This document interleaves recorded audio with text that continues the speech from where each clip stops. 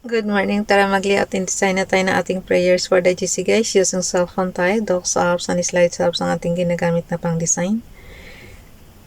Nagawa na natin ito kanina, so basahin na lang natin nang maipasa na natin sa GC. 25 November 2024. Dito muna tayo sa docs apps. Pindutin lang yung lapis dyan. Dito na ako sa pinakadulo ha. Doon tayo magdudugtong eh. 25 November 2024, ang ating font is Trebuchet MS, size 14. Text color ay red, highlight color is blue. Pareho matingkad yan. Di ba sabi ko sa inyo, pabalik-balik lang naman yan. Kung pagkatapos natin sa dulo, so susundan na naman natin, balik na naman tayo sa una. Ganun lang siya. Napaka-limited kasi ng pagpipilian ditong kulay, kaya kung napapansin nyo, pabalik-balik. Okay, X na natin yung format menu. 25 November 2024 from Family GC. Yung mga gustong sumali sa Family GC guys, pakikontak yung aming founder, Harry B. De La Cruz, or yung mga admins ko, founder Muti, admins Roger Pakatang, Eileen Samarin, Aiki Akma, Sarah Golingana, na Ilsa Samarikatang, inyong lingkod, Ralph Lion, Pagubo Vlogs. Pakisubscribe na rin sa kanilang mga YouTube channel. And then, yung gusto magpa-member sa GC, sa Family GC, paki-add nyo lang dyan. And then, i-confirm na yan ng mga admins. So, dito muna tayo sa Prayer ni Princess Diane channel. Kinuha lang din to guys sa Google. And then, konting edit lang. So, may prayer na tayo pampasa. Tapos, dagdagan nyo na lang ng pansarili nating prayer. Ako, ang lagi kong sinasabi, good health lang tayo lahat. Fit to work tayo lahat. Na para mas makasurvive na magkaroon tayo ng income para sa pang-araw-araw nating gastusin. O, diba?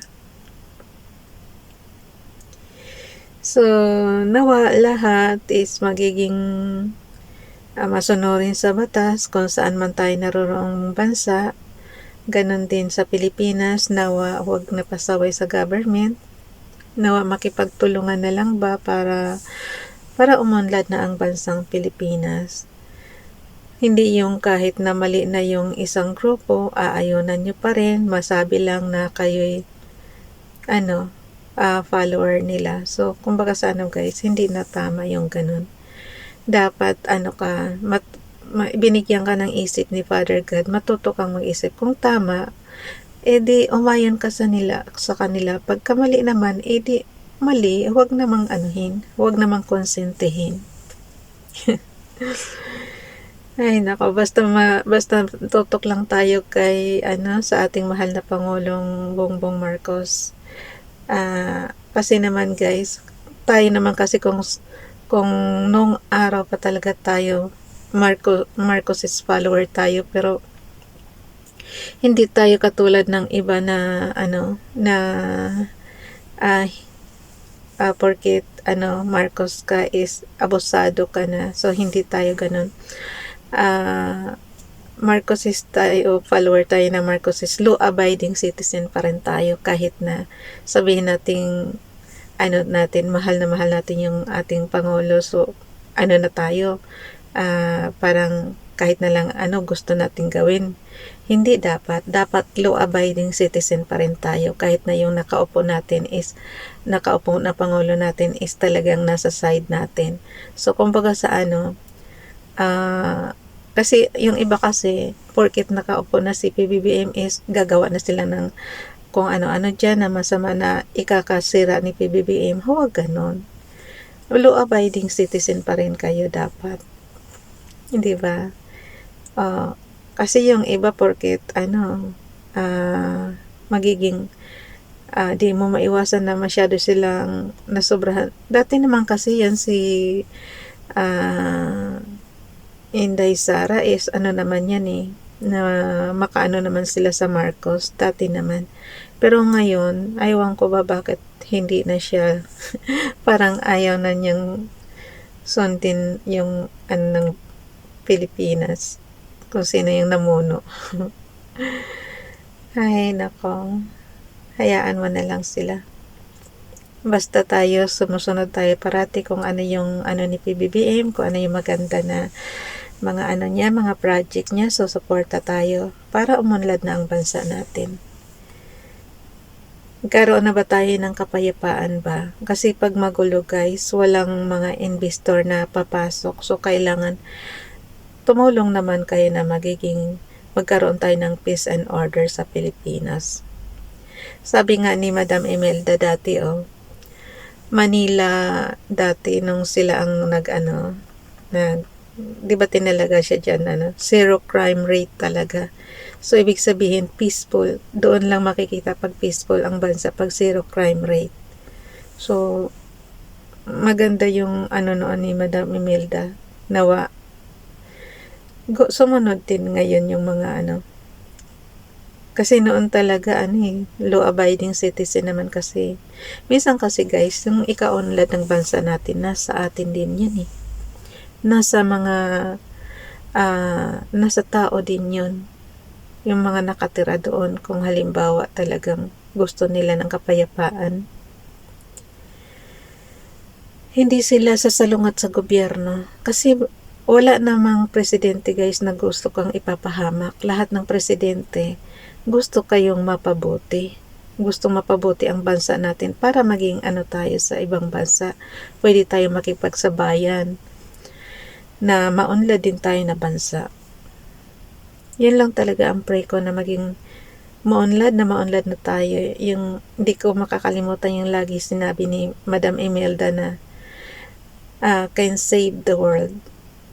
Hindi lang sa Pilipinas. So yun ang pinanghahawakan ko, na nawa sa term ngayon ni PBBM, can save the world, yung ating kayamanan sa Pilipinas. Okay, dito na tayo sa kay Princess Diane channel. Ang haba ng paglalabas ng kalooban ba? Sinasabi ko talaga. Pero pagpasensyahan nyo na kung hindi nyo gusto, nasa kanya-kanya naman kasi tayo ng opinion. So, yun lang yun sa akin. Kaya nga hindi muna ako nagbabasa ng ngayon sa YouTube kasi para hindi ako ma-distract. Pero hindi ko pa rin maiwasan magsalita.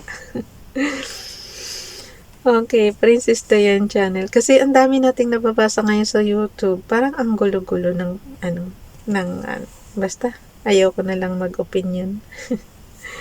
Nailabas ko na naman yung gusto ko sabihin dito tayo kay Princess Diane channel. Heaven Father, may you continue to give me comfort in my times of trial. O loving Father, help me to be always grateful. Help me to cherish you, my Lord and God. Amen. Dito naman tayo kay Ralph Lion Pagubo Vlogs, Lamentations chapter 3 verse 22 to 23. The steadfast love of the Lord never ceases. His mercies never come to an end. They are new every morning. Great is your faithfulness. Thank you, Father God. Ako dagdagan nyo yan ng prayers guys. Ako ang lagi kong prayers, good health tayong lahat. And fit to work tayong lahat. Para hindi tayo dadaing sa government na, hindi mo kami binigyan ng ayuda. Wala kaming ganito, wala kaming ganito. So at least mayroon tayong pansariling kasi mayroon tayong pansariling pambili. Hindi yung aasa lang tayo sa government. Kasi guys, para tumulong din tayo sa government na hindi na tayo maging pabigat. So kung kaya naman nating magtrabaho tayo. Hindi yung hingi dito sa government kung ano-anong hinihingi, tapos kung saan-saan naman ginagastos. Hindi mo ma-explain kung saan mo ginastos yung pera ng bayan. So, huwag tayong ganun. Matuto tayo magtrabaho, and then huwag na tayo maging pabigat sa gobyerno para gumaan-gaan na naman yung isipin ni PBBM na mga gastusin ba.